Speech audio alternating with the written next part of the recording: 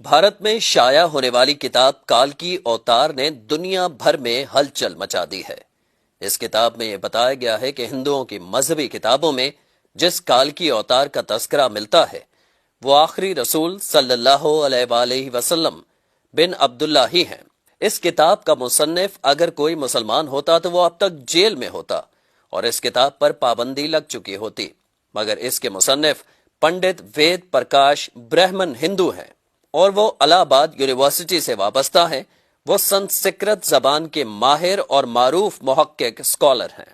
پنڈت وید پرکاش نے کال کے اوتار کی بابت اپنے اس تحقیق کو ملک کے 8 مشہور و معروف محقق پنڈتوں کے سامنے پیش کیا تھا جو اپنے شعبے میں مستند گردانے جاتے ہیں۔ ان پنڈتوں نے کتاب کے بغور مطالعے اور تحقیق کے بعد یہ تسلیم کیا ہے کہ کتاب میں پیش کیے گئے حوالے مستند اور درست ہیں۔ برہمن پنڈت وید پرکاش نے اپنے اس تحقیق کا نام کال کی اوتار یعنی تمام کائنات کے رہنما رکھا ہے۔ ہندوؤں کی اہم مذہبی کتاب میں دراصل یہ ایک عظیم رہنما کا ذکر ملتا ہے جسے کال کی اوتار کا نام دیا جاتا ہے۔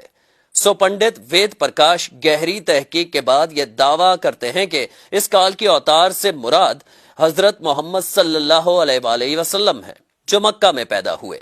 چنانچہ ان کا کہنا ہے کہ تمام ہندو جہاں کہیں بھی ہوں ان کو اب کسی اور کال کے اوتار کا انتظار کرنے کی ضرورت نہیں ہے، بلکہ اس کے لیے انہیں محض اسلام قبول کرنا ہے اور آخری رسول صلی اللہ علیہ وآلہ وسلم کے نقش قدم پر چلنا ہے جو بہت پہلے اپنے مشن کی تکمیل کے بعد اس دنیا سے تشریف لے جا چکے ہیں۔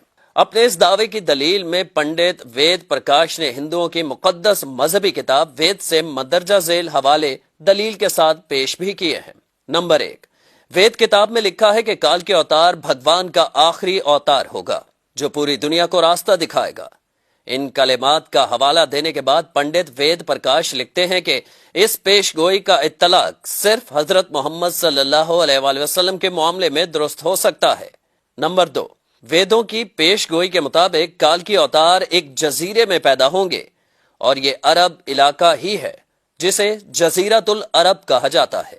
نمبر 3، مقدس کتاب وید میں لکھا ہے کہ کال کے اوتار کے والد کا نام وشنو بھگت اور والدہ کا نام سومانب ہوگا، جبکہ سنسکرت زبان میں وشنو اللہ کے معنوں میں استعمال ہوتا ہے اور بھگت کے معنی غلام اور بندے کے ہیں۔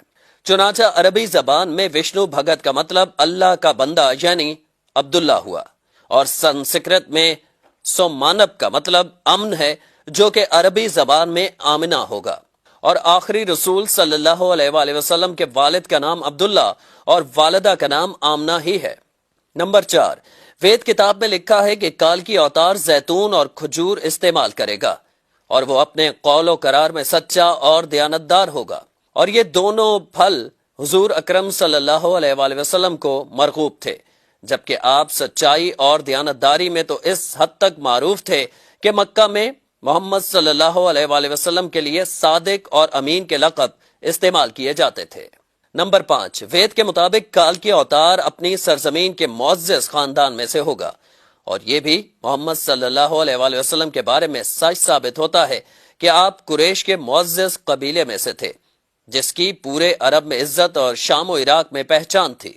نمبر 6، ہماری کتاب کہتی ہے کہ بھگوان کال کی اوتار کو اپنے خصوصی قاصد کے ذریعے ایک غار میں پڑھائے گا۔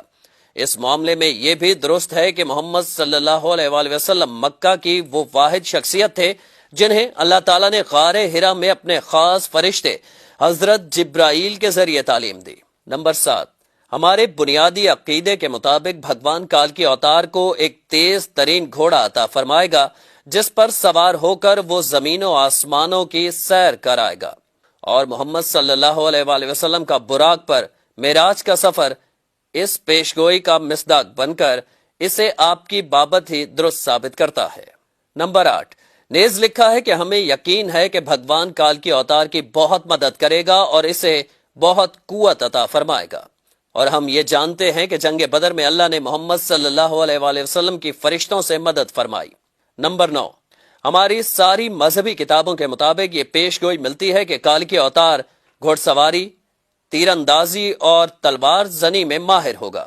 پنڈت وید پرکاش نے اس پیش گوئی پر بڑا خوبصورت تبصرہ کیا ہے جو بڑا اہم اور قابل غور ہے۔